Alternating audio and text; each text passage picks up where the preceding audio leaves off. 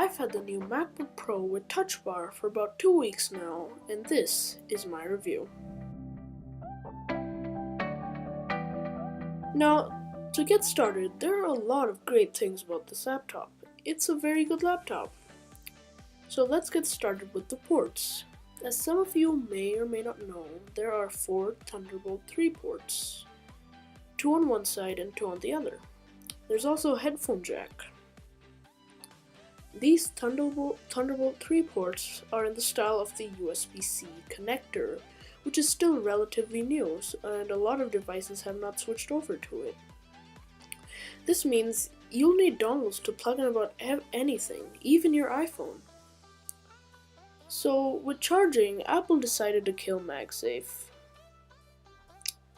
But with USB-C, I can charge this laptop on any one of its 4 USB-C ports. So meaning, if I want to charge it on the left, I can charge it on the left. If I want to charge it on the right, I can charge it on the right. And I think it is a worthy replacement for MagSafe in my opinion. There's also a new startup feature. When you open the computer lid from when it's shut down, it will boot up automatically.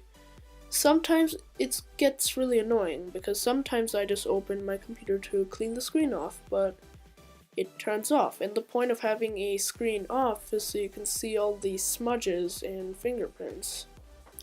But anyways, moving on, let's talk about the speakers. They are amazing. Here is a sound clip from the speakers.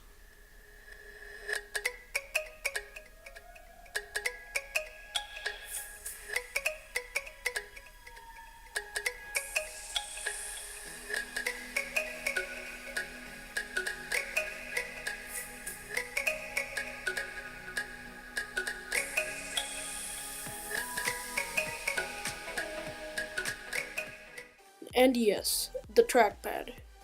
It's big.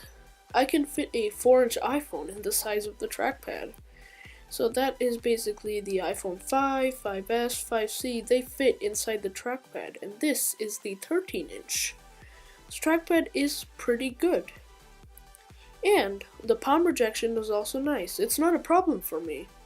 Palm rejection works really well, and I thought this would be an issue, but the palm rejection works really well. Because when you're typing because half of the bottom is the trackpad now.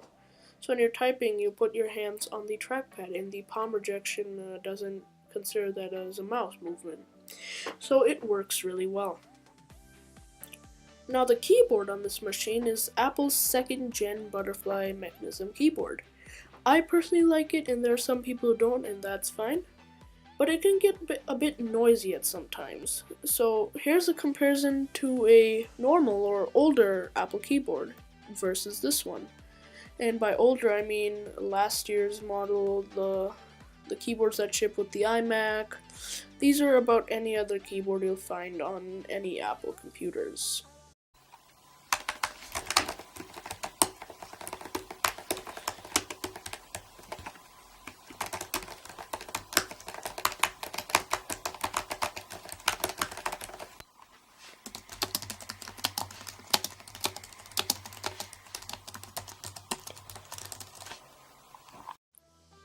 Talking about the keyboard is the touch bar, and this touch bar rests above the keyboard. In some instances, it can be very useful. For day-to-day tasks, the touch bar is not very useful to me. It can be useful to you, but I personally don't use it in day-to-day tasks, like internet browsing. Sure, on internet browsing, it just shows your tabs open, and when you have a lot of tabs open, it shows them all, and it gets a little crammed up there. And you have to take your eyes off the keyboard when you can also press keyboard shortcuts. Now, in other places it is useful though. For example, Xcode. I can have certain things set in the touch bar which are basically shortcuts, and it's helpful in some places. Now, the specs of this laptop are the 2.9 GHz dual-core Intel Core i5 with 8 GB of RAM.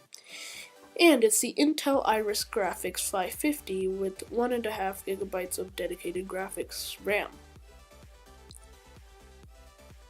Now this laptop comes in at about £3.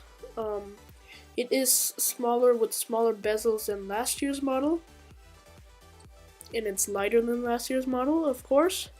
Apple decided to kill a lot of the ports from last year's model. You can take HDMI gone, Thunderbolt 2 gone.